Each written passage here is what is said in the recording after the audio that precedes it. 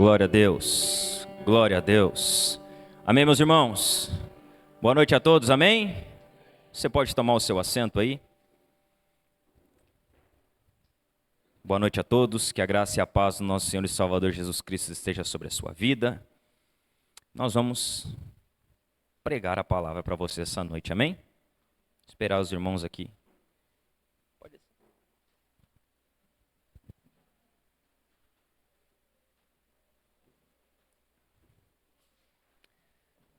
Louvado é o nome do Senhor. Amém, meus irmãos? Nós estamos então numa série de mensagens com o tema Somos. Nós temos aqui falado um pouquinho sobre quem nós somos como igreja. O que é a Igreja Casa na Rocha? O que a Igreja Casa na Rocha crê? Quais as doutrinas que fundamentam a nossa igreja?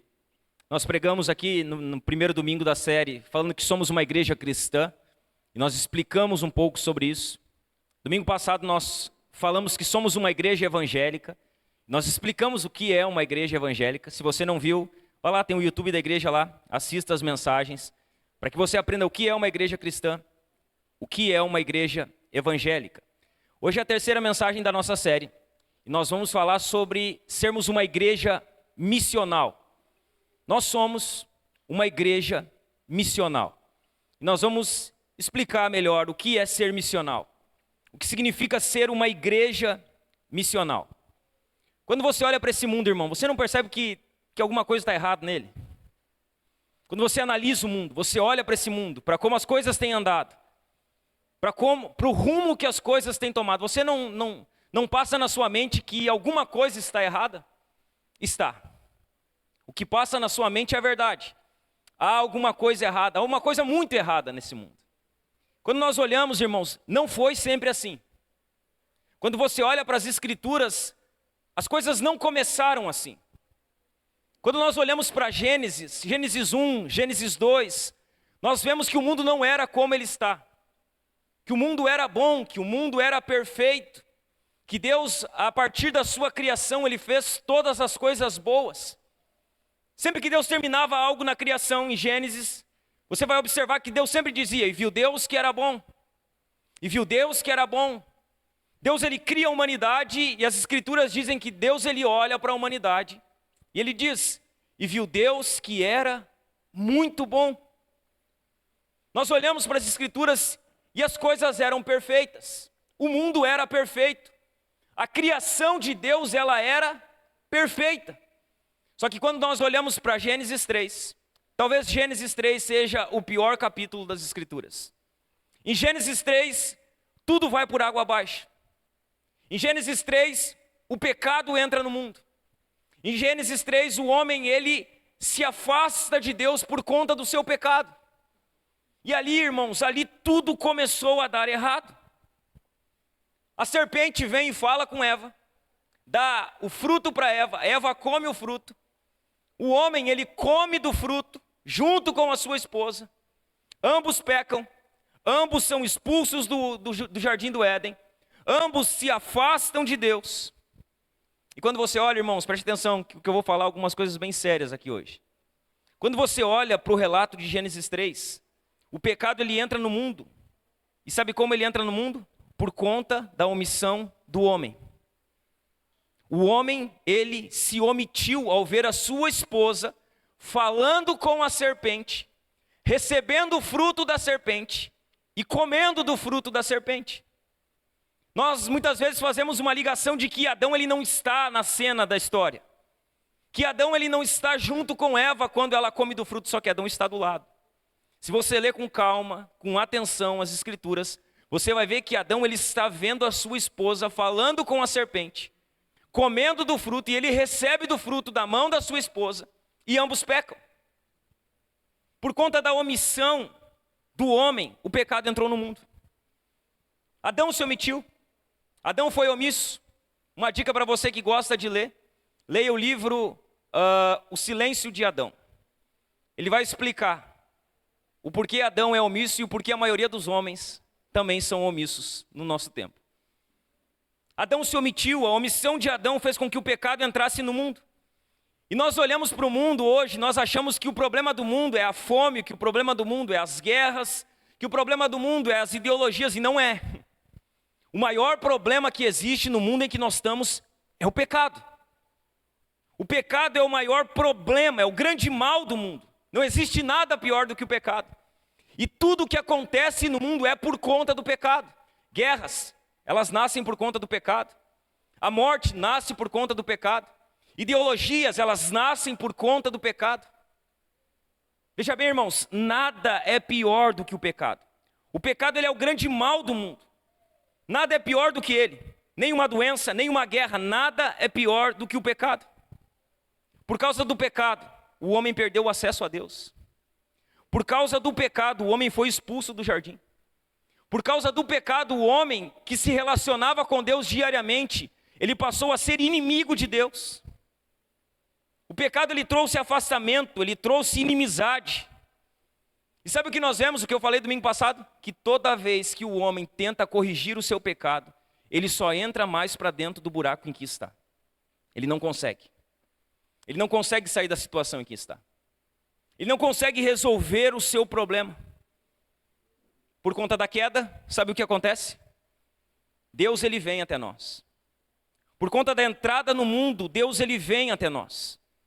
Ele vem até a nós, pecadores. Só que ele não vem simplesmente como Deus. Deus, ele vem até nós como um de nós. Sabe como Deus veio até nós? Como um de nós. João 1 vai dizer que o verbo se fez carne. Jesus, ele veio para nos redimir, só que ele não veio como Deus, simplesmente. Ele veio como um de nós, ele veio como homem. Ele veio até nós como um de nós. E Hebreus vai dizer que Cristo, enquanto esteve nessa terra, ele foi tentado em tudo. Em tudo que nós somos tentados, ele foi tentado. Por isso ele é um sumo sacerdote superior. Ele sabe o que nós passamos. Ele enfrentou o que nós enfrentamos. Ele veio até nós como um de nós. E sabe o que isso significa? Significa que o nosso Deus, ele é um ser missional. O nosso Deus é um ser missional. O nosso Deus é um missionário. Veja bem, Jesus é um missionário. Deus Pai envia Jesus como um missionário para nos resgatar dos nossos pecados. O nosso Deus, ele é um Deus, um ser missional. E é sobre essa característica que nós vamos abordar aqui hoje. Nosso Deus é missional. E a nossa igreja, ela é uma igreja missional. Nós já vimos o que é uma igreja cristã. Uma igreja que crê em Cristo. Uma igreja de pessoas mortas para si mesmo. Domingo passado vimos que nós somos uma igreja evangélica. E nós explicamos que ser evangélico é estar abraçado na fé que é oriunda da reforma. Ou seja, nós como igreja cremos nos 5 solas. Sola Escritura, somente Cristo, somente a graça, somente a fé, somente a Deus a glória. Isso é uma igreja evangélica. E nós somos uma igreja evangélica. Nós cremos nesses 5 solas. Hoje, irmãos, eu quero que vocês entendam aqui, você que está aqui. Eu quero que você entenda que nós, da igreja Casa na Rocha, nós somos uma igreja missional. Essa igreja aqui, ela é uma igreja missional. Nós somos missionais. Sabe o que significa? Basicamente, é que nós somos imitadores de Deus. Nós, como igreja, buscamos imitar a Deus. O nosso Deus, ele foi um ser missional que veio até nós como um de nós. O nosso Deus, ele entrou no nosso mundo para nos resgatar. Foi isso que Jesus fez. Jesus, ele entrou no nosso mundo, ele entrou na nossa cultura para nos resgatar. E isso é ser missional. Ser missional é exatamente isso, preste atenção. Ser missional é nós nos contextualizarmos com os não alcançados e com os pecadores. Ser missional é se contextualizar, é entrar na cultura, é se contextualizar no meio da cultura, com os não alcançados e com os perdidos. Quando nós falamos de ser missional, isso não é uma opção. Nós não temos uma opção de ser uma igreja missional. Ser missional é uma ordem eclesiológica, é uma ordem para a igreja. Nós vamos ler o texto mais conhecido, talvez um dos mais conhecidos das Escrituras. Põe para nós, Mateus 28, 18 ao verso 20. Ser missional é obedecer exatamente isso aqui. Jesus, aproximando-se, falou-lhes, dizendo: Toda autoridade me foi dada no céu e na terra. E aqui há um mandato missional para a igreja. Aqui há um mandado eclesiológico, missional eclesiológico. Olha o que Jesus diz. Portanto, vão e façam discípulos de todas as nações, batizando-os em nome do Pai, do Filho e do Espírito Santo, ensinando-os a guardar todas as coisas que tenho ordenado a vocês. E eis que estou com vocês todos os dias até o fim dos tempos. Essa é uma ordem de Jesus para a igreja. Jesus, ele comissionou a igreja para que a igreja vá, para que a igreja pregue, para que a igreja ensine, para que a igreja batize, para que a igreja discipule. É uma ordem. Nós não temos opção. Nós não temos escolha. Preste atenção aqui. Uma igreja missional. Como é uma igreja missional? Uma igreja missional, ela é biblicamente fiel. Preste atenção. Uma igreja missional é biblicamente fiel. Ela é culturalmente relevante. E ela é permanente na busca pelo não alcançado. Vamos repetir? Preste atenção. Isso aqui é o centro do nosso sermão de hoje. O que é uma igreja missional? Uma igreja missional, ela é biblicamente fiel, em primeiro lugar. Ela é culturalmente relevante. Ou seja, ela está na cultura e ela tem relevância no meio da cultura. Ela não foi engolida pela cultura. Uma igreja missional é culturalmente relevante. E uma igreja missional, ela é permanente na busca pelo não alcançado. Isso é uma igreja missional. E aí nós vamos ver aqui 3 características básicas de uma igreja missional. Pastor, quais são as características de uma igreja missional? Nós vamos ver 3 características aqui. Uma igreja missional, ela é, em primeiro lugar, fiel na preservação das doutrinas imutáveis. O que é uma igreja missional? Ela é fiel na conservação das doutrinas imutáveis. E aí eu quero que você abra a sua Bíblia comigo, no livro de Judas, que é capítulo único, no versículo 3. Judas, versículo 3. Quem não tem Bíblia vai acompanhar conosco aqui. Os irmãos projetam. Uma igreja missional é fiel na preservação das doutrinas imutáveis. Judas, capítulo único, versículo 3. Judas é o último livro antes de Apocalipse. Então você vai para o final, pega Apocalipse, só volta um pouquinho para trás de Apocalipse 1. Lá está Judas. Judas, capítulo único, no verso 3. Amém? Olha o que diz.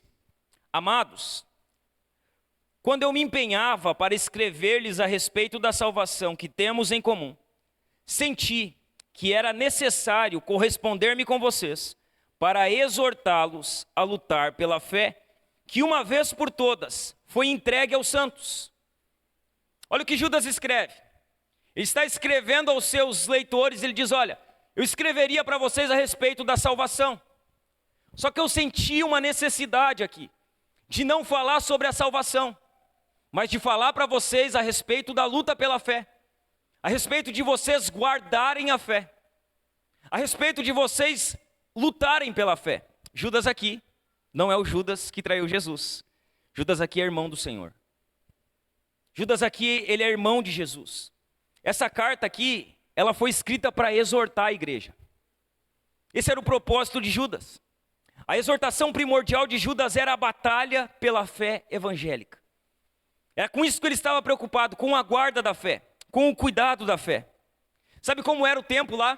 Qual era o contexto em que Judas está escrevendo? O contexto em que Judas escreve é um tempo perigoso. Sabe por que ele era perigoso? Porque havia muitos falsos mestres. E esses falsos mestres, eles estavam entrando dentro da igreja. E eles estavam ensinando doutrinas erradas. E Judas, ele se preocupa com isso e escreve uma carta com esse tema. Para que a igreja lutasse pela fé, preservasse a sã doutrina. Os falsos mestres haviam entrado sorrateiramente na igreja. Estavam ensinando heresias, não muito diferente de hoje. Veja bem, os tempos mudam, mas Satanás, ele continua trabalhando da mesma forma. Ele não muda o seu modo de trabalhar. O que acontecia lá, quando Judas escreve, acontece hoje. Os falsos mestres, eles têm se infiltrado nas igrejas. Eles têm ensinado heresias. E o que nós precisamos entender é que a luta pela fé é algo que nós devemos permanentemente lutar. Nós devemos lutar pela fé. Nós devemos lutar pela conservação da sã doutrina. Nós devemos defender aquilo que cremos, irmãos. Ah, mas é chato, pastor, eu não quero ser inconveniente. Não. Se nós não formos inconvenientes, nós vamos assistir os falsos ensinos tomando conta dos púlpitos, tomando conta das plataformas. Nós precisamos, como igreja, lutar pela fé, permanentemente. Uma igreja fiel na preservação das doutrinas imutáveis, ela defende as verdades inegociáveis. Veja bem, uma igreja fiel na preservação das doutrinas imutáveis, ela defende as verdades inegociáveis. Veja bem, irmãos, tem coisa que não tem negócio com a gente. Tem ensinamentos, tem doutrinas que nós não vamos abrir mão. Nós não vamos negociar. Nós não vamos fazer conchavos. Nós preservamos as fiéis doutrinas e nós não negociamos os nossos princípios. Nós defendemos alguns temas que eles são, irmãos, caros para nós. Verdades inegociáveis. Nós temos verdades inegociáveis aqui nessa igreja. Preste atenção no que eu estou falando. Nós temos verdades inegociáveis aqui nessa igreja. Verdades que elas custam caro para nós. Eu vou citar algumas aqui para que você entenda. Verdades sobre Deus, elas são inegociáveis no nosso meio. Verdades sobre Jesus, elas são inegociáveis no nosso meio. Verdades sobre pecado, verdades sobre inferno, elas são inegociáveis no nosso meio. Verdades sobre o homem ser homem, a mulher ser mulher e a família ser um projeto de Deus são inegociáveis para nós aqui. Nós não negociamos essas coisas. Nós não abrimos mão delas. Nós não vamos pregar uma mensagem mais light com medo de ofender algumas pessoas. Não, nós vamos pregar o que a Bíblia manda nós pregarmos. Nós não vamos negociar verdades inegociáveis. Não vamos, irmãos. Não vamos. Nós não vamos abrir mão daquilo que se está escrito. Veja bem, no seu trabalho, você que está aqui, no seu trabalho, no seu dia a dia, esses temas que eu falei aqui, eles são temas que você não pode abrir mão. São assuntos que você não pode negociar. Veja bem, quando se falar sobre família no seu trabalho, você é um cristão, você está lá. Esses temas são temas que você não negocia. Se os seus colegas de trabalho, eles não creem na família, eles não creem num casamento onde o homem tem que ser fiel à mulher e a mulher fiel ao homem, você não abre mão disso para agradar seus colegas. Pelo contrário, você prega para eles a verdade, você exorta eles ao arrependimento. Você não negocia essas verdades. Alguns dias atrás eu estava conversando, era com o Ismael, estava aqui instalando, nós estávamos aqui instalando, né? Não estava instalando nada, né, irmão? Estava só assistindo. E o Ismael estava relatando para mim, um pouco a questão do trabalho dele lá. Colegas, alguns crentes, alguns desviados, e ele no meio daquelas pessoas lá. E assuntos diversos se levantam. Assuntos até tenebrosos, e que cristãos estavam, estavam cedendo, estavam participando, como a Bíblia diz, né? Que se nós vemos as obras das trevas, nós devemos condenar elas. E se nós não condenamos as obras das trevas, automaticamente nós estamos participando delas. Ou seja, deixa eu explicar melhor para você. Se você está no seu trabalho, e os seus colegas, eles estão vendo vídeos pornográficos, e você está vendo e não chama eles ao arrependimento, você está pecando com eles. Você não está condenando as obras das trevas. A Bíblia diz, ou nós condenamos, ou nós nos tornamos participantes. O Ismael estava relatando algumas situações que ele teve que se posicionar contra alguns colegas de trabalho dele, por questões que não se negociam, que são princípios para nós. Irmãos, isso vai acontecer diariamente. No seu trabalho, na sua escola, no meio dos seus amigos, essas coisas vão acontecer diariamente. Só que nós, irmãos, muitos de nós crentes foi absolvido pela cultura. Sabe, a cultura nos engoliu, então nós pensamos assim, eu não quero ser o crente chato. Não, eu não vou ficar falando. Não, eu sou crente aqui, mas eu não estou fazendo, o problema não é meu. É problema seu sim. Se você está vendo, é problema seu. Se você está do lado, é problema seu. Você deve chamar o arrependimento. Você não pode participar disso. Você não pode abrir mão dos princípios inegociáveis. Você não pode abrir mão daquilo que é verdade. Nós não abrimos mão dessas coisas. Nós não abrimos mão das verdades inegociáveis. Deixa eu falar para você, as verdades bíblicas são caras para nós. elas custam muito caro para nós. Nós pagamos um preço altíssimo, irmãos, por conta das verdades bíblicas. Elas são caras para nós. Deixa eu falar algo para você, você pode desconfiar de tudo. Desconfie de tudo, principalmente de você, como eu falei semana passada. Desconfie de tudo, desconfie de você. Você só não pode desconfiar da palavra de Deus. Você só não pode desconfiar da Bíblia. Você pode desconfiar de você, você pode desconfiar de tudo, de todos, mas você não pode desconfiar da palavra. Sabe por quê? Porque essa Bíblia que você tem aí, irmãos, essa Bíblia é a verdade. Está vendo essa Bíblia que está no seu colo aí? Essa Bíblia é a verdade. Está vendo essa Bíblia que está no seu colo aí? A gente precisa falar isso para os evangélicos porque eles perderam essa noção. Essa Bíblia aí é a palavra de Deus. Essa Bíblia que está na sua mão, ela é a verdade, ela é a palavra de Deus. Deixa eu falar para você, nós não abrimos mão da Bíblia aqui nessa igreja. Nós não abrimos mão daquilo que está escrito. Nós não abrimos mão das Escrituras, ainda que para isso nós tenhamos que abrir mão de pessoas. Nós não vamos abrir mão das Escrituras. Nós não vamos negociar verdades inegociáveis. Uma igreja, irmãos, fiel na preservação das doutrinas imutáveis, ela defende verdades inegociáveis. Uma igreja que é fiel na preservação das doutrinas imutáveis, ela ama as Escrituras. Ela ama a Bíblia. Se nós somos uma igreja que é fiel a respeito das doutrinas imutáveis, nós somos uma igreja que ama a Bíblia. Nós somos uma igreja que ama a palavra de Deus. Veja bem, você viu o que eu falei agora, há um minuto atrás? A Bíblia é a verdade. A Bíblia é a palavra de Deus. Nós não vamos abrir mão da Bíblia aqui nessa igreja. Você crê nisso? Se você crê nisso, você ama a Bíblia. Se você crê que a Bíblia é a palavra de Deus, você ama a Bíblia.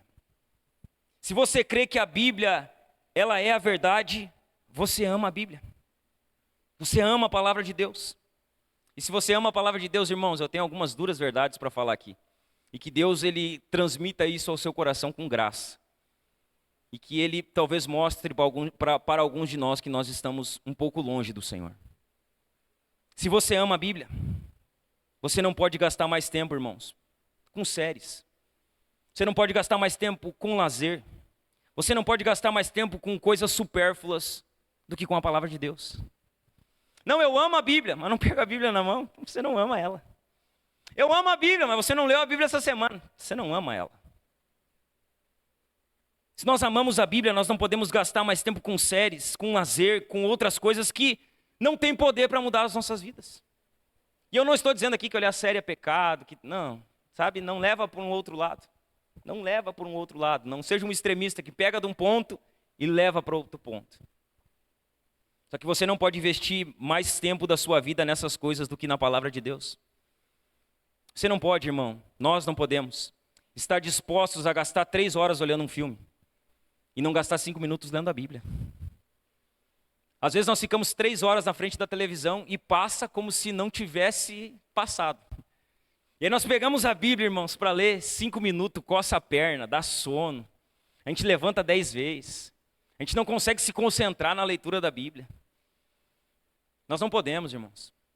Se nós amamos a Bíblia, nós não podemos gastar 3 horas olhando um filme, 5 minutos, debaixo de muita luta, lendo a Bíblia e estudando a Bíblia. Nós não podemos. Deixa eu perguntar para você, você tem priorizado as Escrituras na sua vida? Deixa eu perguntar para você, nós entregamos um plano de leitura aqui nessa igreja no primeiro dia do ano. Você tem cumprido esse plano? Você tem lido lá 4 capítulos da sua Bíblia por dia? Você tem se dedicado a 20 minutos do seu dia, que é o que você vai gastar para ler 4 capítulos. 20 minutos do seu dia para você ler as Escrituras? Você ama as Escrituras, meu irmão? Você ama as Escrituras, minha irmã? Quando você pega essa Bíblia aqui, irmão, você se lembra que isso aqui é a palavra de Deus e que Deus está falando com você por meio dessa Bíblia? Você crê nisso? Você crê nessas coisas? Deixa eu fazer uma pergunta para você aqui. A maioria de nós aqui tem algum tempo de crente. Quantas Bíblias você tem na sua casa? Quantas traduções da Bíblia você tem na sua casa? Ah, pastor, mas Bíblia é caro. Eu sei que Bíblia é caro. Bíblia é caro. Você tem todo esse tempo na igreja, você ainda não tem uma Bíblia de estudo boa para você consultar na sua casa?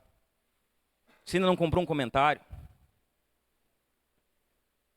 Não, mas é caro, pastor. É caro. A Bíblia é cara, irmãos. É caro como o lanche que você come todo final de semana. É caro pra caramba. Uma pizza é cara.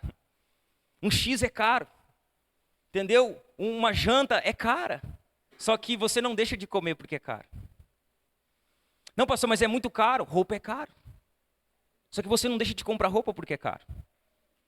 Não, mas é que é muito caro. É que tênis é caro. Você não anda descalço porque é caro. Por que você não deixa de comer um final de semana para comprar uma boa Bíblia?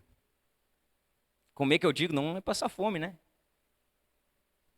Mas de investir na sua fé. De investir na sua espiritualidade. De investir naquilo que tem poder para edificar a sua vida, para fortalecer a sua fé. Não é porque é caro, irmãos. É porque talvez ainda não é a prioridade para nós. É porque talvez ainda não é importante o suficiente para nós. Deixa eu fazer uma pergunta para você. Você que está aqui hoje, você prefere ler a sua Bíblia ou terminar aquela série da Netflix que vai sair, sabe? Tem aquela série da Netflix que você não olhou, ou do Prime. E aí aquela série você não olhou ela. E ela vai sair lá do Netflix, ela vai sair do Prime. Você tem duas opções. Gastar o seu tempo lendo a Bíblia ou sentar e maratonar a série. O que você prefere? Qual a sua escolha? É moda, né? Eu não olho série, irmão. Não gosto muito de olhar TV. Mas é moda, né? Diz, eu maratonei aquela série. Eu nem sei o nome da série. Só dorama. Dorama, né? Diz que dorama não pode fazer assim, que é do diabo. É nada, irmão. Os caras não têm tempo. Mas as pessoas dizem, vou maratonei dorama. Aí tu olha uma maratona de dorama, 5 horas, irmão. 6 horas. As pessoas ficam 6 horas olhando aquela coisa. 6 horas olhando uma série. A pergunta que eu faço para você, quando foi a última vez que você maratonou a sua Bíblia? Quando foi a última vez que você sentou assim, levantou e disse, hoje eu vou maratonar o Novo Testamento. Eu vou ler os evangelhos todos hoje. Eu vou ficar aqui, eu não vou me levantar daqui enquanto eu não ler os 4 evangelhos. Enquanto eu não ler as cartas de Paulo. Enquanto eu não ler o livro de Provérbios. Quando foi a última vez que você maratonou a sua Bíblia? Quando foi a última vez que você disse, não, hoje eu vou ficar 6 horas aqui, amando a Bíblia, lendo a Bíblia, comendo a Bíblia, meditando na Bíblia? Quando foi a última vez? Quando foi, meu irmão? Quando foi, minha irmã, a última vez que você maratonou a sua leitura da Bíblia? Quando foi? Quando foi a última vez que você gastou 4 horas com as Escrituras? 5 horas com as Escrituras? Uma igreja fiel, ela preserva as doutrinas imutáveis. E porque preserva as doutrinas imutáveis, ela ama a Bíblia. Ama a palavra. Deixa eu fazer uma oração aqui, que Deus nos livre de conhecer mais os personagens da série do que os personagens bíblicos. Que Deus nos livre.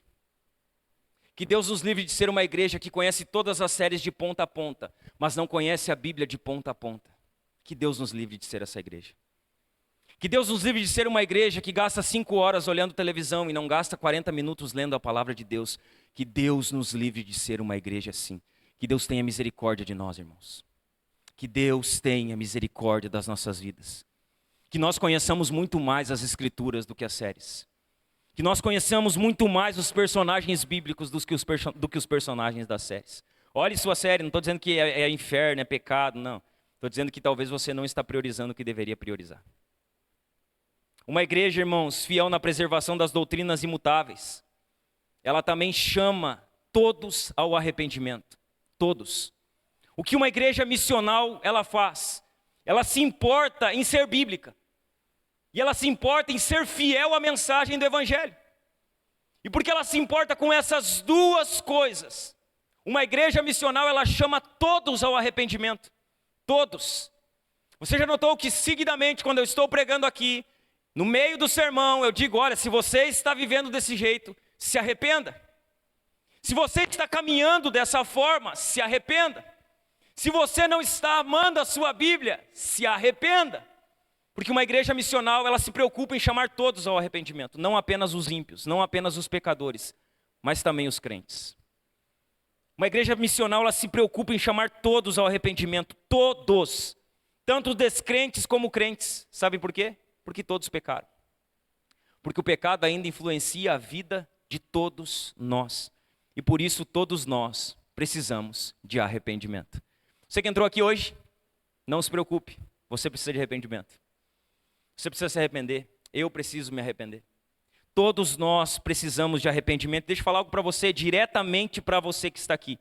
Se você entrou aqui essa noite, independente se você é crente ou não, se você é crente ou descrente, mas se você entrou aqui e tem pecado contra o Senhor, arrependa-se aqui essa noite. Arrependa-se. Jesus trouxe você aqui para que você se arrependa do seu pecado. Jesus trouxe você aqui para que você confesse o seu pecado. Se você entrou aqui, você tem pecado contra o Senhor, arrependa-se. Confesse o seu pecado e receba perdão de Jesus sobre a sua vida. Arrependa-se, meu irmão. Se você entrou aqui e precisa de arrependimento, se arrependa. Hoje é o dia do seu arrependimento. Hoje é o dia de você confessar o seu pecado. Hoje é o dia do perdão, da graça e da misericórdia de Jesus virem sobre a sua vida. Se arrependa. Lance o seu pecado aos pés da cruz de Cristo. A segunda característica de uma igreja missional é que, além de ela ser fiel na preservação das doutrinas imutáveis, uma igreja missional ela é fiel ao contexto cultural que está em constante mudança. Ou seja, o contexto está mudando. E o que uma igreja missional faz? Ela vai se adaptando, contextualizando conforme o contexto, conforme as coisas vão caminhando. Então uma igreja missional, ela é fiel ao contexto cultural em constante mudança. Põe para nós, primeira carta de Paulo aos Coríntios, no capítulo 9, dos versos 19 a 23.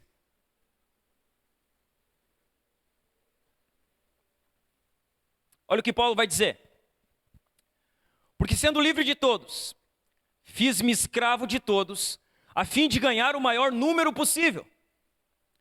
Para com os judeus, fiz-me como judeu, a fim de ganhar os judeus. Para os que vivem sob o regime da lei, como se eu mesmo assim vivesse, para ganhar os que vivem debaixo da lei, embora eu não esteja debaixo da lei. Ao sem lei, como se eu mesmo o fosse, não estando sem lei para com Deus, mas debaixo da lei de Cristo, para ganhar os que vivem fora do regime da lei. Fiz-me fraco para com os fracos, a fim de ganhar os fracos. Fiz-me tudo para com todos, a fim de, por todos os modos, salvar alguns. Tudo faço por causa do Evangelho, para ser também participante dele. Então veja como Paulo ele era uma espécie de camaleão, irmãos. Sabe, ele ia se adaptando às pessoas que ele pregava, ao contexto que ele pregava e à forma que ele pregava. Para os judeus, Paulo ele tinha uma mensagem que começava na lei. Para os gentios, Paulo ele tinha outra mensagem.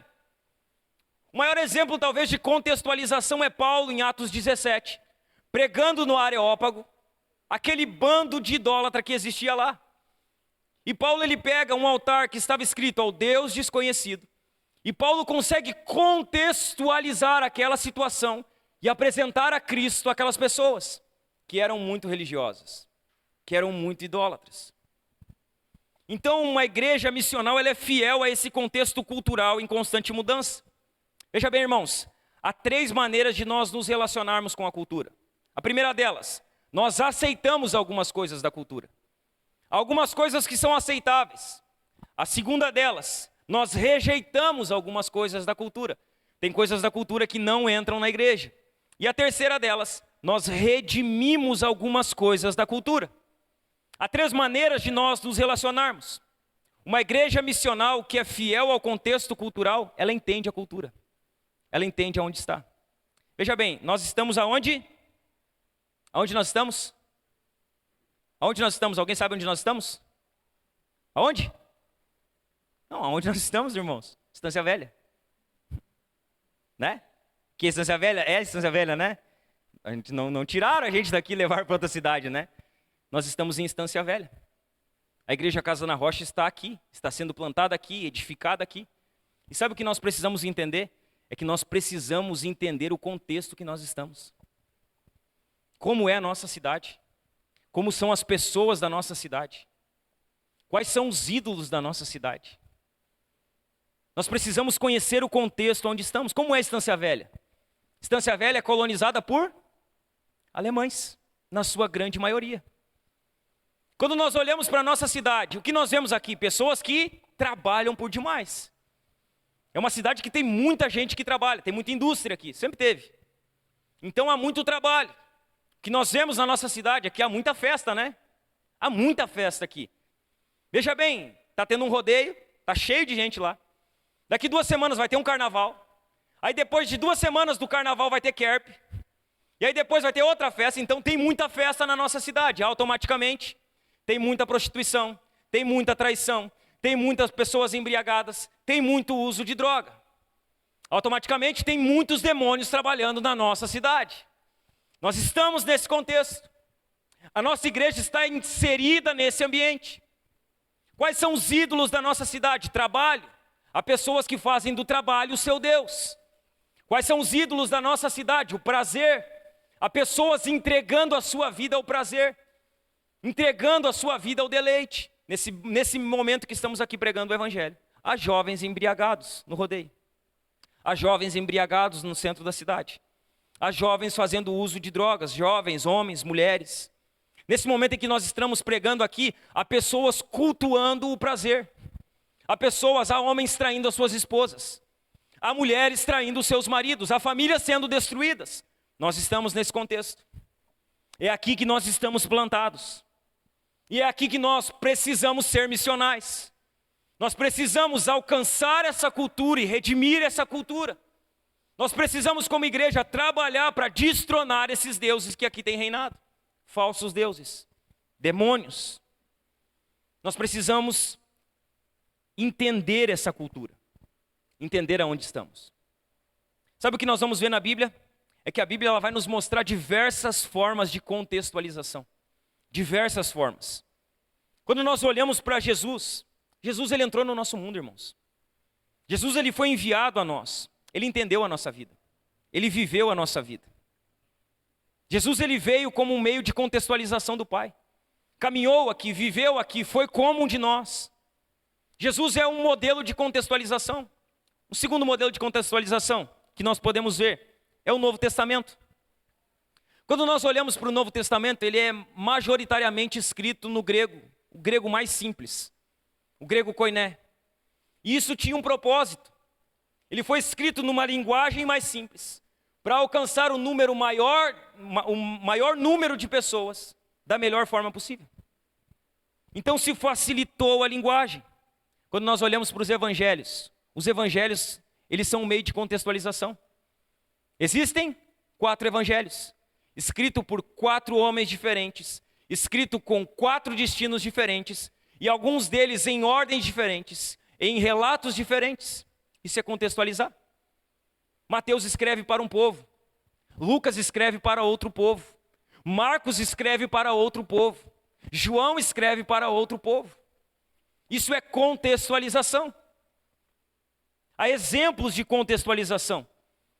Os apóstolos, eles apresentaram o evangelho de uma forma que seu público-alvo conseguiria entender.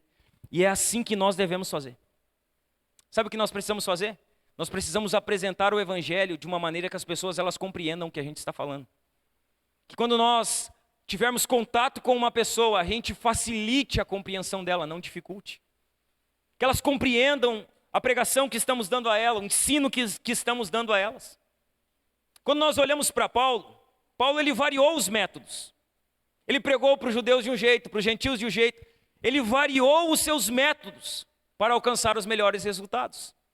E nós precisamos variar os nossos métodos para alcançar os melhores resultados. Nós precisamos pregar de forma que as pessoas entendam dentro do contexto delas. Veja bem, há algo importante aqui. Nós precisamos contextualizar, mas nós não podemos adulterar. Contextualizar não é adulterar. E nós temos que ter o cuidado para não contextualizar demais, que nós acabamos adulterando e alargando o caminho que Deus deixou estreito. Então Paulo ele contextualizou, ele não adulterou o evangelho, mas ele apresentou ele de forma adequada aos seus ouvintes. Foi isso que Paulo fez. Nós queremos alcançar os não alcançados, amém? Você quer? Não, você quer? Nós queremos. Nós queremos alcançar os não alcançados. Só que nós não vamos adulterar o evangelho para isso. Nós não vamos contextualizar demais. Nós não vamos adulterar a palavra para ganhar aqueles que estão perdidos. Nós não negociaremos o que é essencial para nós. Uma igreja missional que é fiel ao seu contexto cultural, ela contextualiza a mensagem. Ela contextualiza. Eu sei que parece chato o que eu estou falando aqui, mas preste atenção. Preste atenção que isso é importante. O nosso Deus, ele contextualizou a si mesmo. E nós podemos ver que quase tudo na igreja é contextualizado, irmãos. Quase tudo é alterado, modificado, para que seja aplicado de uma melhor forma. A própria tradução da Bíblia é contextualização. Você vai ver que tem a NTLH, que é uma linguagem para crianças, para jovens. Aí você vai ver que tem a NVT, que é uma linguagem mais simples. A NAA, a Almeida, tem a King James. Há várias traduções. Isso é contextualização. Isso é para que facilite a compreensão. Você estava cantando aqui, agora há pouco. Os louvores, eles são contextualizados. Eles são traduzidos, muitos deles do inglês para o português. Contextualização. Eles são tocados em ritmos diferentes. Contextualização. Ou seja, o que a contextualização faz? Ela faz com que a compreensão das pessoas a respeito da palavra se torne mais simples, se torne mais fácil. E é isso que nós queremos fazer. Com a contextualização, nós queremos que aqueles que vêm até nós entendam o que nós estamos falando. Por isso que nós queremos falar português com as pessoas. Forma simples, que eles entendam. Veja bem, irmãos, por isso, nós precisamos excluir aqui algumas aplicações para a vida da nossa igreja. Para que as pessoas entendam mais fácil, nós precisamos excluir do nosso vocabulário algumas palavras que dificultam essa compreensão. Veja bem, um irmão chegou na porta lá, nós estamos na recepção. Não adianta a gente dizer paz irmão, paz varão. Porque o irmão que vai chegar lá, ele não sabe o que é um varão. Ele está vindo a primeira vez na igreja, irmão. Ele está vindo a primeira vez no culto. Diz assim, paz varão, o que ele vai pensar que é um varão? É uma madeira grande, né? Pedaço de pau, paz varão. Ele diz, que varão? O que é varão? Só que a gente acostumou a usar essa linguagem do evangeliquez, varão, varoa, né? A gente acostumou com essas coisas, só que essas coisas dificultam a compreensão de quem não conhece o Senhor. Elas dificultam o entendimento. Elas dificultam a adaptação de quem está nos visitando pela primeira vez, de quem está se achegando no nosso meio. São palavras que nós precisamos excluir do nosso vocabulário, irmãos.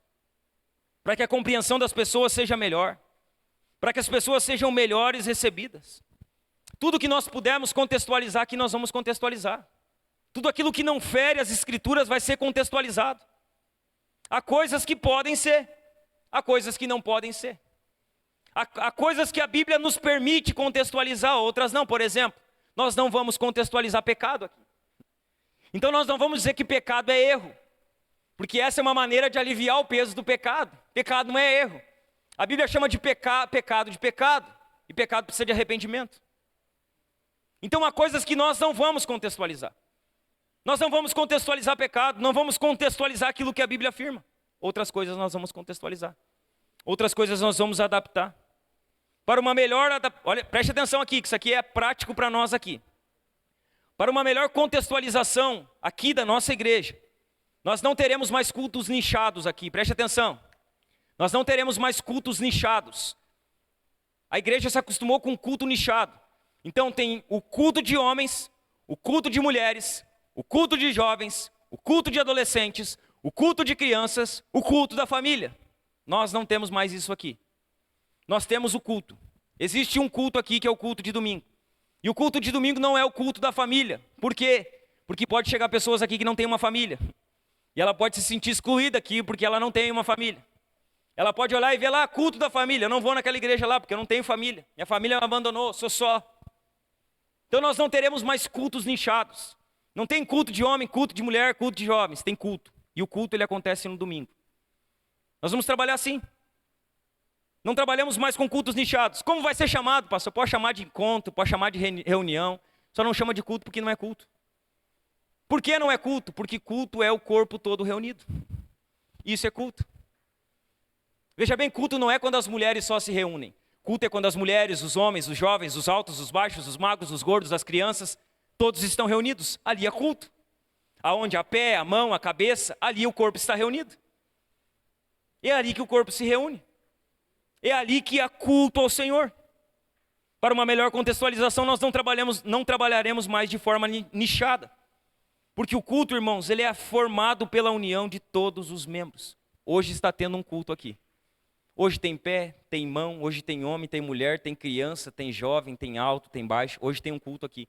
Porque os membros do corpo estão reunidos aqui para louvar o nome do Senhor e ouvir a sua palavra. Amém? Amém? Amém. Por isso, irmãos, aquilo que nós fazemos além do nosso domingo, além do nosso culto de domingo, será chamado reunião. Então, vai ter a reunião das mulheres, ou o encontro das mulheres. Vai ter a reunião dos homens, ou o encontro dos homens. O culto é no domingo. E os jovens? Vai ter uma reunião de jovens, um encontro de jovens. E o culto? Não, o domingo é o culto. Domingo a igreja se reúne para cultuar. Domingo a igreja ela está reunida para louvar o nome do Senhor. Sabe por quê? Porque nós não queremos excluir ninguém. Quando o culto é de jovens, já pensou? Acho que já aconteceu aqui, o pessoal que trabalhava mais com jovens, né? Então tem um culto de jovens, e a igreja está cheia de jovens, aí chega um senhor. E aí o que ele pergunta? É culto, aí nós sempre é culto de jovens. Aí que ele diz, mas é de jovens, então não vou ficar. E a gente diz para ele, não, fica aqui, porque a gente quer que a pessoa fique. Só que a pessoa ela se sente excluída, porque ela diz, mas isso aqui é um ambiente para jovens. Isso aqui é um ambiente para homens, isso aqui é um ambiente para mulher. Nós não queremos excluir ninguém. Nós queremos que todos sejam acolhidos, que todos se sintam bem. Nós queremos receber bem a todos. Amém?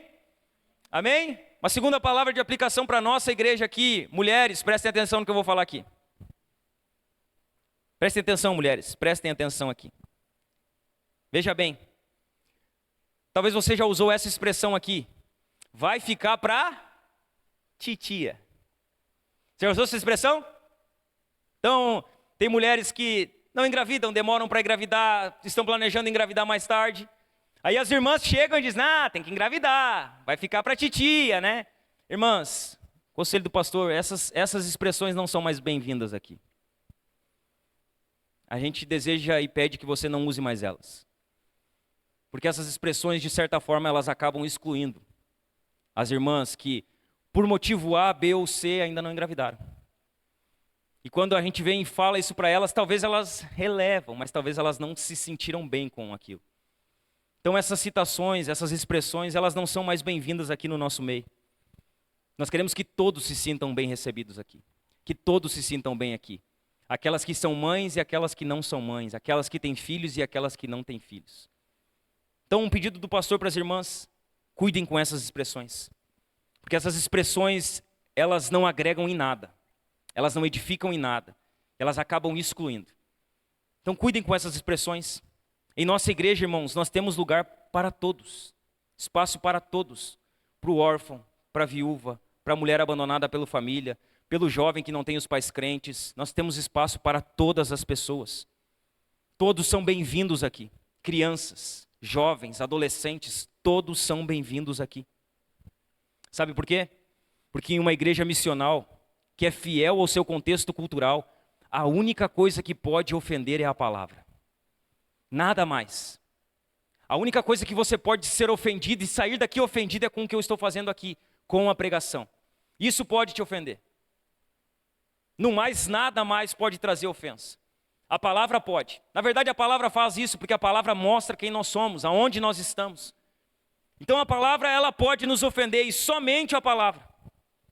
O ambiente que nós estamos, ele precisa ser agradável. Para o não cristão também. O não cristão, ele precisa entrar naquela porta e ele precisa entrar em um ambiente agradável. Ele precisa se sentir bem aqui, irmãos. Ele precisa entrar na recepção e ser bem recebido. Ele precisa sentar nessas cadeiras e se sentir bem aqui dentro. Sabe, ele precisa estar bem aqui. Esse ambiente precisa ser um ambiente agradável para o não cristão. Aí as pessoas dizem assim, para que vocês botam forro na igreja? Para que gastar dinheiro? Para que vocês querem botar ar-condicionado na igreja? Para que gastar tanto dinheiro? Para que vocês fazem isso? É justamente para isso. Para que esse ambiente seja um ambiente agradável. Para que tanto o cristão como o não cristão que entrar aqui, ele goste de estar aqui. Ele se sinta bem aqui. Irmãos, está quente aqui ou não está? Está quente. Está abafado. Não seria melhor se tivesse um ar-condicionado aqui? Ia ser muito melhor. Ia ser muito mais agradável para todos nós. Ia ser muito melhor estar aqui com um ar-condicionado. E quando nós fazemos essas coisas, é pensando justamente nisso. Em tornar esse ambiente um ambiente agradável. Por isso que a gente investe em forro, em estrutura, em som. É bom ter um som aqui funcionando legal, que não chia, que não fica falhando, que não fica cortando, é bom. Nós queremos ter uma salinha melhor para as crianças lá, porque é bom. É bom para um pai vir e ter uma salinha onde o filho dele, a filha dele pode estar lá num ambiente bom, climatizado, sendo cuidado, aprendendo o evangelho. É bom, irmãos. Então as pessoas, elas não podem ser ofendidas por nada além da palavra no nosso meio. Nós precisamos receber bem os nossos visitantes. Muito bem. Na verdade, nós temos que receber bem a todos. Todos devem ser bem recebidos aqui, principalmente os visitantes. Então, para você que é da casa, o pastor está dando algumas dicas práticas. Quando chegar um visitante aqui no fim do culto, procure ele, irmão. Aperte a mão dele, procure saber o nome dele. Procure saber de onde ele vem, se ele é do bairro, se ele não é. Os irmãos da congregação, nós nos relacionamos no GC, lá quarta-feira. Lá a gente conversa, lá a gente come, lá a gente ora um pelo outro. Mas aqui, quando chegar um visitante aqui, se preocupe em receber bem esse visitante. Desde a entrada, com um sorriso no rosto, com um abraço, com um aperto de mão, com alegria. No final do culto aqui, de receber bem as pessoas. Que elas estejam aqui e se sintam acolhidas por nós. Se sintam acolhidas pela nossa igreja. E que quando elas se sentarem aqui, elas só possam sair daqui ofendidas com uma coisa, com a palavra. Que somente a palavra de Deus ofenda as pessoas no nosso meio. Na verdade, a única coisa que pode ofender uma pessoa em nossos cultos é a palavra. A única coisa, nada mais. Nós somos uma igreja missional. E há uma terceira característica de uma igreja missional. Uma igreja missional, ela vive a dinâmica da missão. Redobre a sua atenção aqui. Uma igreja missional, ela vive a dinâmica da missão. Põe para nós Romanos 10, versos 14 e 15. Romanos 10, versos 14 e 15. Olha o que Paulo diz. Como, porém, invocarão aquele em quem não creram? E como crerão naquele de quem nada ouviram? E como ouvirão se não há quem pregue? E como pregarão se não forem enviados? Como está escrito, quão formosos são os pés dos que anunciam coisas boas. Veja bem, essa é a dinâmica da missão. E uma igreja missional, ela vive nessa dinâmica de ir, de pregar, de anunciar, de fazer as pessoas ouvirem. A dinâmica da missão, a igreja missional vive nessa dinâmica. Para isso, preste atenção aqui que isso aqui é muito importante. Para isso, uma igreja missional vive a dinâmica da missão. Para isso, em primeiro lugar, ela treina missionários. Ela treina missionários. Você está aqui hoje, deixa eu falar algo para você. Você é um missionário aqui. Você é um missionário dessa igreja enviado à cultura. Você homem, você mulher, você jovem que está aqui. Você é um missionário. Essa igreja aqui está pregando, preparando e enviando você. Para que você vá para a cultura e redima a cultura. Cada membro da igreja é um missionário. Você é um missionário. Você não precisa que alguém ore para você dizendo, a missionária fulana de tal. Porque nós somos missionários. Nós fomos enviados por Jesus. Nós somos missionários enviados à cultura. Você é um membro da igreja, você é um missionário. E veja bem, o teu contexto, aonde você está, é o teu lugar de missão. Aonde você está? Aonde você trabalha? Quem são as pessoas que você se relaciona? Esse é o teu lugar de missão. Sabe quem você é lá no seu trabalho? Um missionário enviado por Jesus para ganhar almas para Ele lá. Para pregar o evangelho para Ele lá. Qual que é o teu contexto? O teu contexto é o teu púlpito. O ambiente que você está é o seu ambiente de pregação.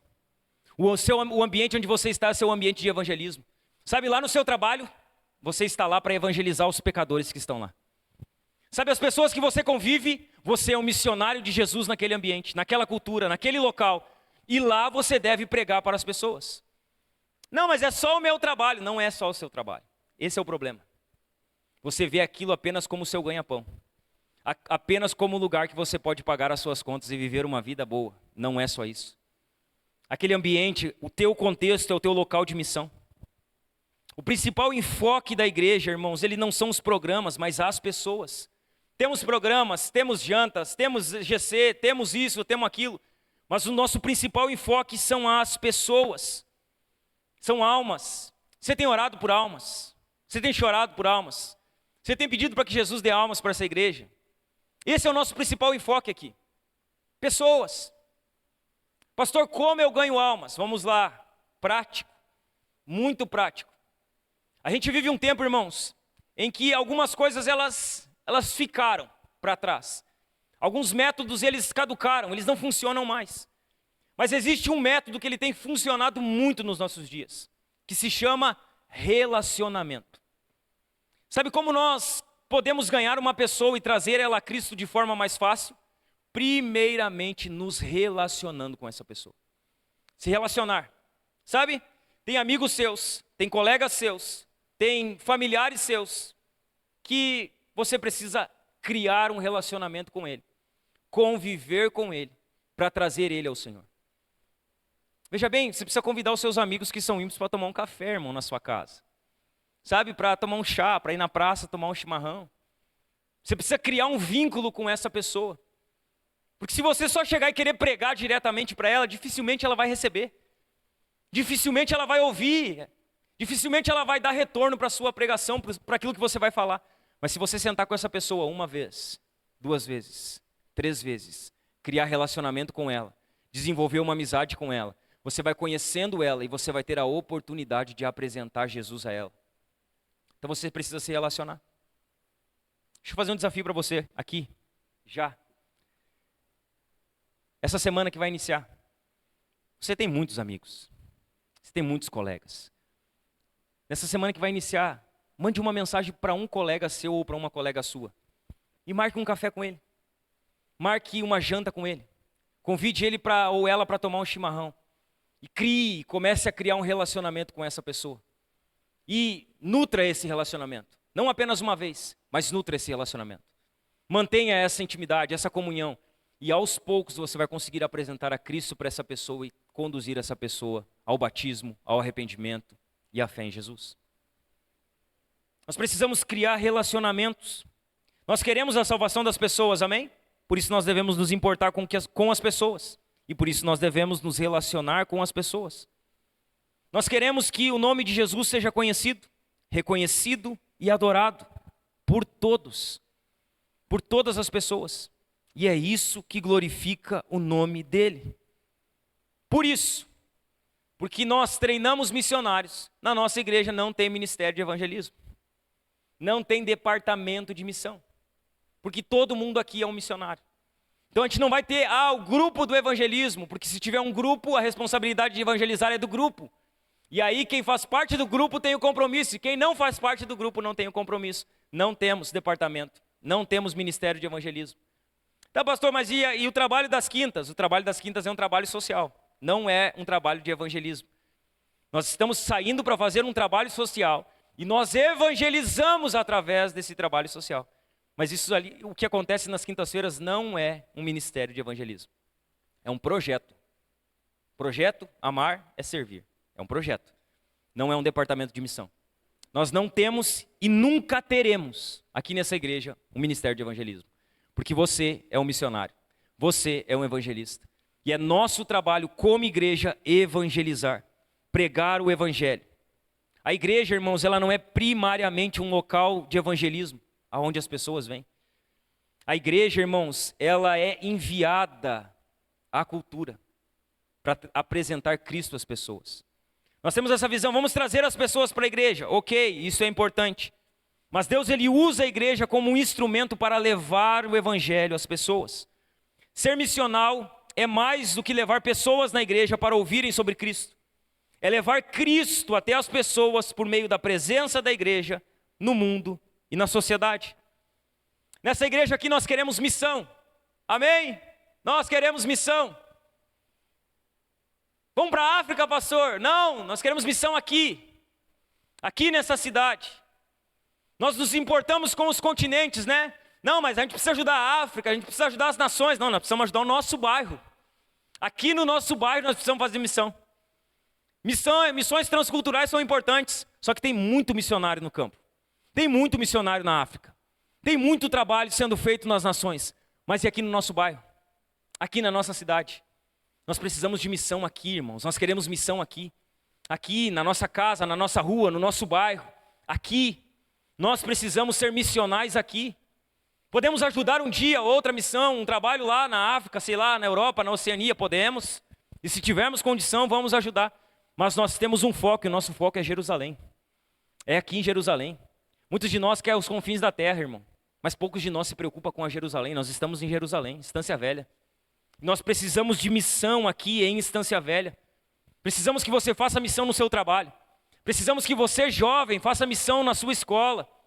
Precisamos que você, homem e mulher, faça missão através da sua vida, onde quer que você vá. Uma igreja missional, ela vive a dinâmica da missão e ela treina, em primeiro lugar, missionários.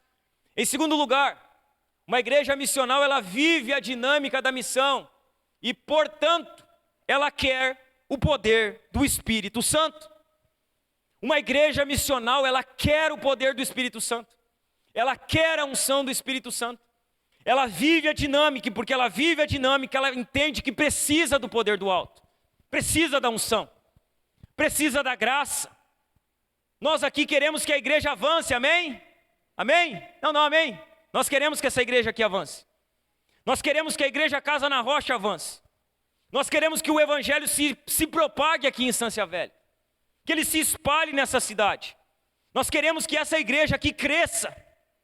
Que ela cresça, e eu tenho orado para ela crescer não apenas em qualidade, mas em quantidade. Que Deus nos dê almas, que Deus converta corações. Sabe como a igreja cresce? Debaixo do poder do Espírito Santo. É assim que a igreja cresce. A igreja sempre cresceu assim. Como a igreja avançou em Atos, quando o Espírito veio. O Espírito veio, encheu os apóstolos, e aí a igreja avançou. E aí a igreja cresceu. Se nós queremos que a igreja cresça, precisamos de poder do Espírito Santo, meus irmãos. Precisamos de graça, precisamos de unção. Precisamos ser plenos do Espírito Santo. Nós precisamos de unção. Precisamos da graça, do poder do alto. Veja bem, não há igreja que cresça sem o Espírito Santo agindo nela, não há. Essa igreja aqui só vai avançar se nós formos cheios do Espírito, somente assim. Nenhuma igreja cresce debaixo do poder do Espírito Santo. A igreja, ela precisa do poder do Espírito. Ela precisa do Espírito agindo nela. Por isso você que está aqui, meu irmão e minha irmã, você que é membro dessa igreja aqui, você precisa buscar uma vida cheia do Espírito Santo. Você precisa ser cheio do Espírito Santo, homem. Você precisa ser cheia do Espírito Santo, mulher. Nós precisamos de homens, de mulheres, de jovens, de ministros, de pregadores cheios do Espírito aqui. Precisamos. Você precisa ser cheio do Espírito. Você precisa ser cheio do poder do Espírito Santo. Nós precisamos de visitação do alto. Sabe, nós precisamos orar a Deus e dizer: Deus, vem com o poder do alto sobre a minha vida. Deus, vem com a unção do alto sobre a minha vida. Deus, vem com o teu Espírito sobre a minha vida. Nós precisamos de poder do Espírito. Nós só vamos avançar se nós começarmos a buscar ser cheios do Espírito Santo. Você precisa de poder do Espírito, meu irmão. Nós precisamos de poder do Espírito. Esse púlpito aqui, irmãos, ele precisa estar cheio de homens que estão buscando o Espírito Santo. De pessoas que estão buscando o Espírito Santo. O Evangelho aqui precisa ser pregado debaixo da unção do Espírito. Debaixo do poder do Espírito, debaixo da graça do Espírito. Aqui nessa igreja aqui nós estamos abertos ao sobrenatural. Nós cremos no sobrenatural. Nós cremos no poder de Deus. Nós cremos na unção do Espírito Santo. Nós cremos em milagres, nós cremos em curas. Nós cremos que Deus opera, nós cremos que Deus enche pessoas do seu Espírito. Nós estamos totalmente abertos ao sobrenatural aqui. Veja bem, irmãos, sempre há dois extremos quando se fala disso. Existem os reformados, os hipercalvinistas, que eles não creem em nada. Nada é Deus, nada é poder do Espírito, tudo é demônio. E aí existem os pentecostais, ou os neopentecostais, que tudo é Deus, que tudo é poder do Espírito, que tudo é Deus falando. Nós não somos nenhum e nós não somos nem outro, nós estamos no meio disso. Nós estamos no meio desses dois polos. Nós cremos no poder, nós cremos na ação, nós cremos que Deus faz coisas poderosas, mas nós cremos que ter uma vida cheia do Espírito Santo também é ter um caráter aprovado, é ter uma vida reta, é ter um bom testemunho diante da sociedade.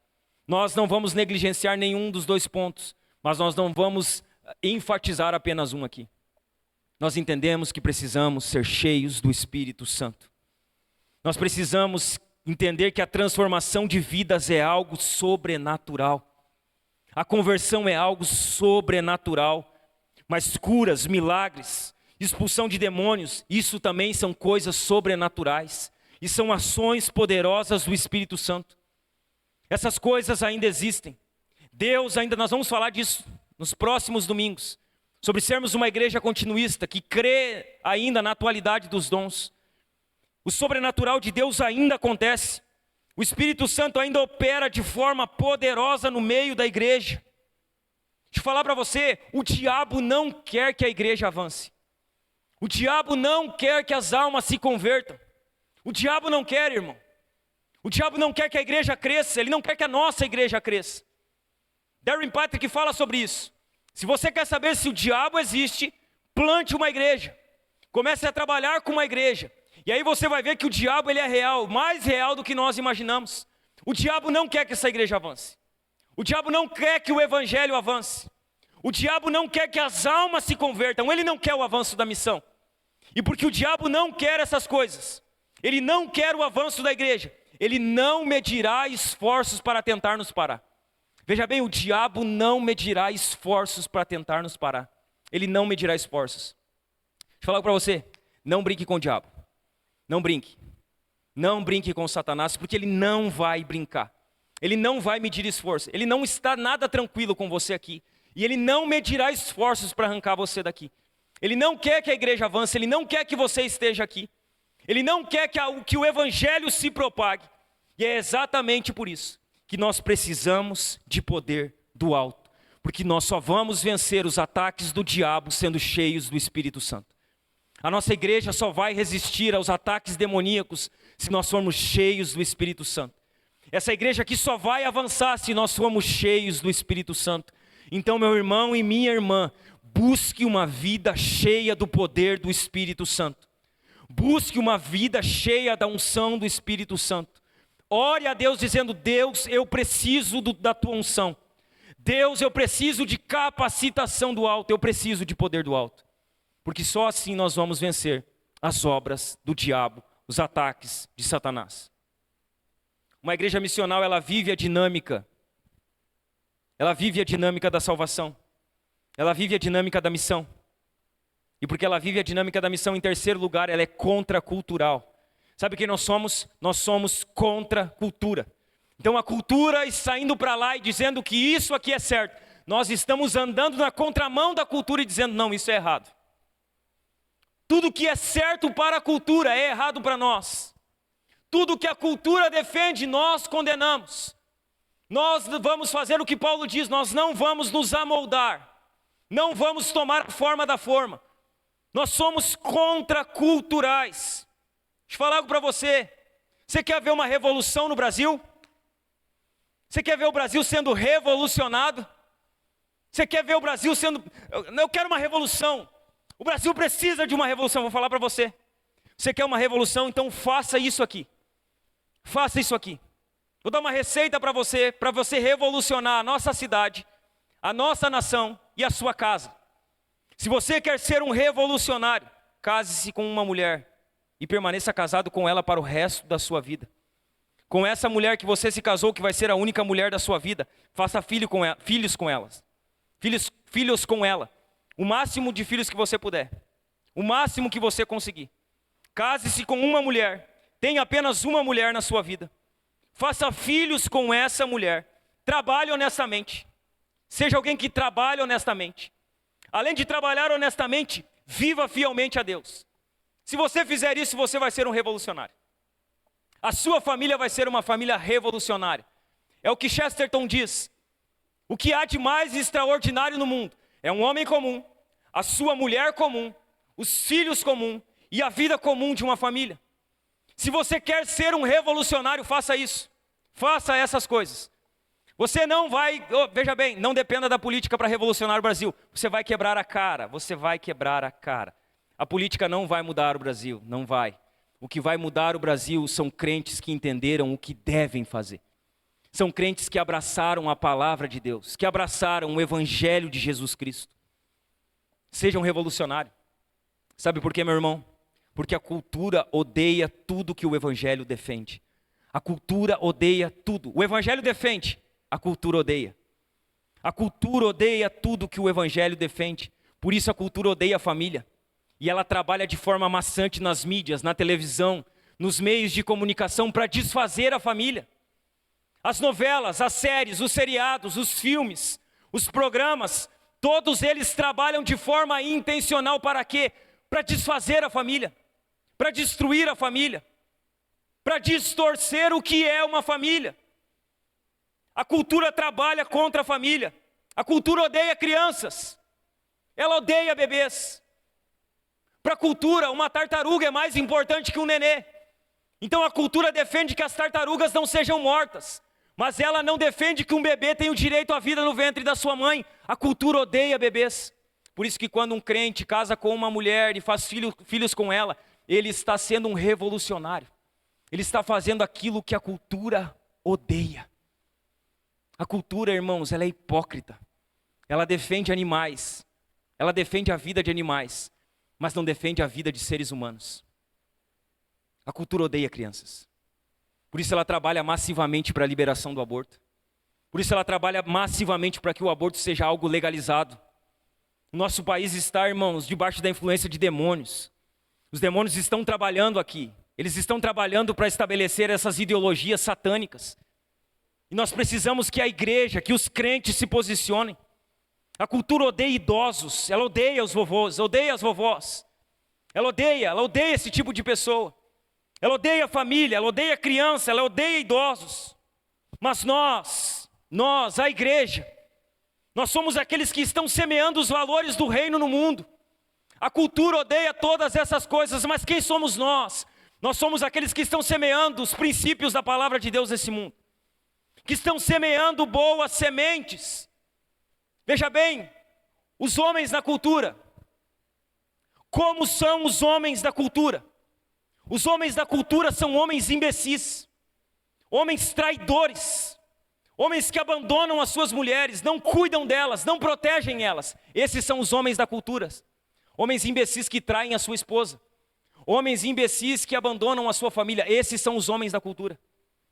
Os homens da cultura são traidores, os homens da cultura são covardes. Os homens da cultura, a cultura afeminou os homens. Ela afeminou a figura masculina. Os homens se tornaram femininos. É comum os homens usarem roupa de mulher. É comum os homens usarem maquiagem de mulher. É comum os homens se para destruir a masculinidade do homem, porque ela sabe que se ela destrói a masculinidade do homem, ela acaba com aquele que é o defensor dos princípios da palavra de Deus. Os homens da cultura são assim. Eles são imbecis. Eles acham que trair a esposa deles é algo legal. Eles acham que se deitar com mais de uma mulher é algo legal. São imbecis. São homens imbecis. São homens que, se não se arrependerem, irão ao inferno. Esses são os homens da cultura. Homens imbecis, homens traidores, homens que abandonam as suas famílias. Homens que abandonam mães com os filhos. Homens que não cuidam. Homens que não protegem a sua casa. Esses são os homens da cultura. Mas existem os homens da igreja. E sabe quem são os homens da igreja? Os homens da igreja são os homens que se doam. São os homens que gastam a sua vida pela sua família, pelos seus filhos e pelo avanço da igreja do Senhor. Esses são os homens da igreja. Os homens da igreja são homens que se doam, homens que gastam a sua vida, homens que amam a sua família, homens que protegem a sua família, homens que amam a sua esposa e eles viverão o resto da sua vida com a sua única esposa. Esses são os homens da igreja. Esses são os homens da igreja, homens que amam, homens que protegem, homens que gastam as suas vidas, homens que estão dispostos a morrer pela sua casa. Existem também as mulheres da cultura. As mulheres da cultura, e como são as mulheres da cultura, pastor? As mulheres da cultura são mulheres tolas, são mulheres fúteis. As mulheres da cultura são mulheres fofoqueiras. São mulheres insubmissas. Essas são as mulheres da cultura. Mulheres desrespeitosas, elas não querem a vida do lar. As mulheres da cultura são mulheres tolas. Elas não querem ter filhos, porque afinal ter filhos vai destruir o seu belo corpo. Elas são tolas, irmãos. São mulheres tolas. Mulheres que vivem uma vida fútil. Para as mulheres da cultura o que importa é a roupa que elas vestem, os ambientes que elas frequentam, é o networking delas. Mulheres fúteis. São mulheres tolas, sabe por quê? Porque elas não querem se submeter ao marido, crente. Mas elas estão dispostas a se submeterem ao patrão ímpio. Então elas se submetem ao patrão. Elas se submetem ao chefe, mas ao marido não. Não, ao meu marido eu não me submeto. As mulheres da cultura são mulheres tolas porque elas não amam a vida do lar. Elas não amam a vida da casa. Elas não amam cozinhar para os seus maridos. Elas não amam cuidar dos seus esposos.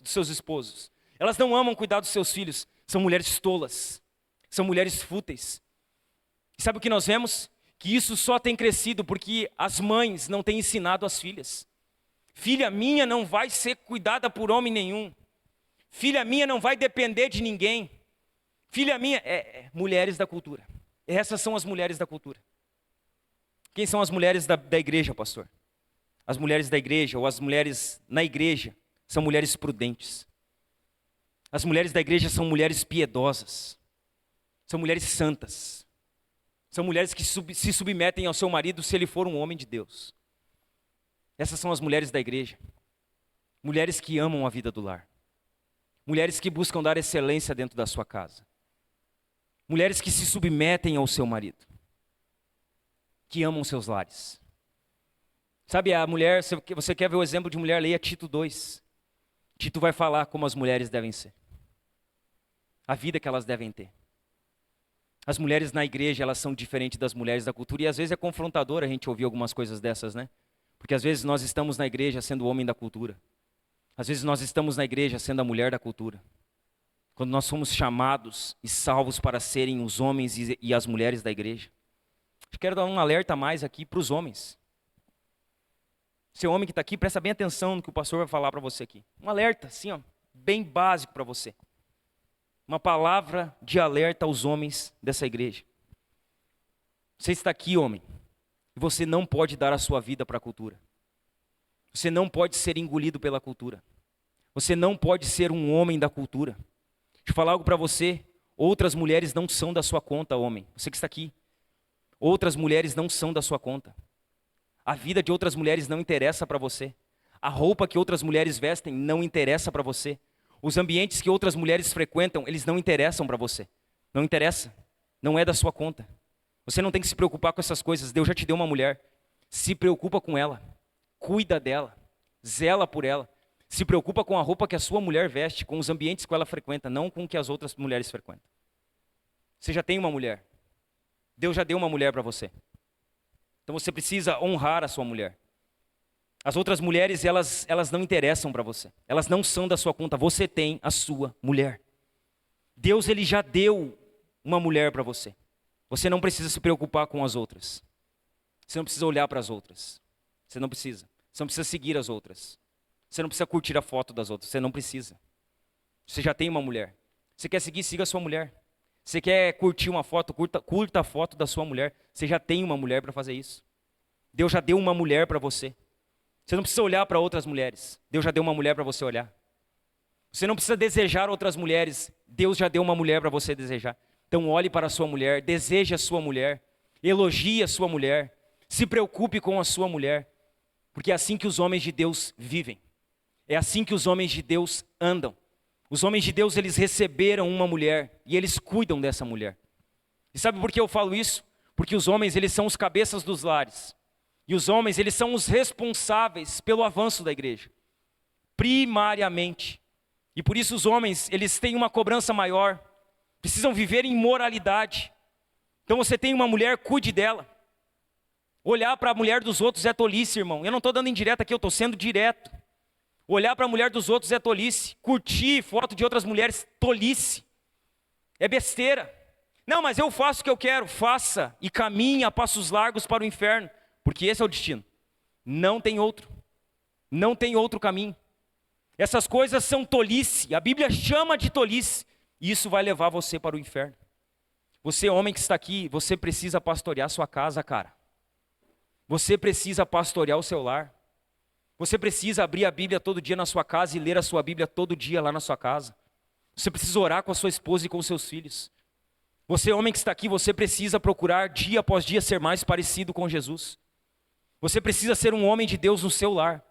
Você, homem que está aqui, por que você não está fazendo culto familiar com a sua família todos os dias? Por que você não está abrindo a sua Bíblia e lendo a sua Bíblia para a sua esposa e para os seus filhos? Por que você não está orando com a sua família diariamente? Por que você não está procurando ser mais parecido com Jesus diariamente? Você está aqui, você precisa pastorear a sua casa, meu irmão. Você precisa liderar o seu lar. Se você fizer isso, se você for o líder do seu lar, sabe quem será abençoada? Além da sua família, a igreja. A igreja será abençoada. A igreja avançará. A igreja crescerá. Então faça o seu papel, meu irmão. Faça o seu papel, minha irmã. Nós vivemos na dinâmica da missão e nós somos contraculturais. E como eu falei, nós não vamos, irmãos, deixar de falar o que precisa ser falado. Não vamos. Nós vivemos na dinâmica da missão. E em quarto lugar, nós vamos avançar. Nós vamos. Creia você ou não creia, nós vamos avançar. Creia você ou não creia, essa igreja aqui vai crescer. Nós vamos avançar, irmãos. Nós vamos avançar. Deus vai nos dar alma aqui, sabe por quê? Porque nós estamos procurando ser uma igreja saudável aqui. Uma igreja bíblica, uma igreja sincera. Na maioria das igrejas você vai aí, o pastor vai passar a mão em você. Ele vai passar a mão em você. Ele vai passar a mão em você, homem que está aqui. Ele vai passar a mão, porque talvez o que ele passa a mão é o mesmo que ele faz. É a mesma coisa. Nós não vamos passar a mão em você. Nós queremos ser uma igreja saudável. E nós cremos que nós vamos crescer. Nós cremos. Sabe por quê? Porque coisas saudáveis crescem. Sabe o que nós estamos fazendo? Nós estamos plantando, nós estamos regando. E nós cremos que quem dá o crescimento é o Senhor. Um planta, outro rega, mas o Senhor faz crescer. O Senhor é quem traz o crescimento. Uma igreja saudável crescerá. E eu vou repetir para você, nós vamos crescer. Nós vamos. A igreja Casa na Rocha vai crescer. Deus vai nos dar muitas almas aqui nessa cidade. Muitas almas aqui nesse bairro. Muitas almas dos arredores dessa cidade. Essa igreja vai crescer, irmãos. Ela vai crescer. E que toda a incredulidade do seu coração caia por terra aqui essa noite. Que toda dúvida do seu coração enquanto eu falo essas palavras, porque se eu estou falando isso aqui, difícil eu falar dessa forma, é porque o Espírito está me conduzindo a isso. Que toda a incredulidade do seu coração caia por terra aqui essa noite. Você que quando eu falei que a igreja iria crescer, você disse assim, não vai não. Essa incredulidade aqui, que Jesus arranque ela do seu coração aqui essa noite, porque essa obra vai avançar. Nós vamos nos encher do Espírito Santo. Nós vamos ser uma igreja saudável. Nós vamos abrir a Bíblia e pregar o Evangelho aqui. E essa igreja, ela vai avançar para a glória do nome de Jesus. Ela vai avançar. Ela vai crescer.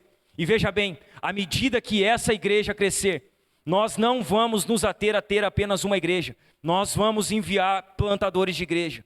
Nós vamos enviar você, homem que está aqui, que não é um homem da cultura. Você, homem que está sentado aqui ouvindo o Evangelho. Nós vamos treinar você, nós vamos preparar você, nós vamos forjar você. Nós vamos enviar você. Nós vamos enviar você para que outras igrejas sejam plantadas, para que o Evangelho se espalhe, para que a igreja cresça. Porque é assim que a obra de Deus avança. Ela avança por conversão, mas ela avança por plantação. Nós vamos ser uma igreja que planta outras igrejas. Vamos. Essa igreja aqui vai enviar plantadores. Você que está aí, homem, você deveria dizer, eu vou ser esse homem. Eu vou ser enviado por essa igreja, eu e a minha família. Nós vamos plantar uma igreja para a glória do nome de Jesus. Você precisa crer nisso, você precisa abraçar nisso. Porque isso é o que acontecerá nessa igreja, irmãos. Deus vai fazer no nosso meio. À medida que crescermos, nós vamos enviar também plantadores para que a missão avance. A missão precisa avançar. E a missão avança pela plantação. Nós não queremos mais igrejas Casas na Rocha. Nós não queremos franquia de igreja. Não queremos mais placas da nossa igreja. Nós queremos mais igrejas. Mais igrejas. Se vai ser Casa na Rocha ou Rocha na Casa, irmão, pouco importa. Se vai ser Rocha na Pedra, Pedra na Casa, não importa o nome. Importa que seja uma igreja fiel, uma igreja saudável, uma igreja que prega o Evangelho. Uma igreja em que há um homem de Deus no púlpito. Que há uma família de um homem de Deus por trás dela. É isso que nós queremos. E é para isso que nós estamos orando. E nós cremos que isso acontecerá. Nós cremos que Deus fará. Uma igreja missional, ela vive a dinâmica do reino e ela avança. Nessa dinâmica, ela avança. Aqui eu concluo, irmãos.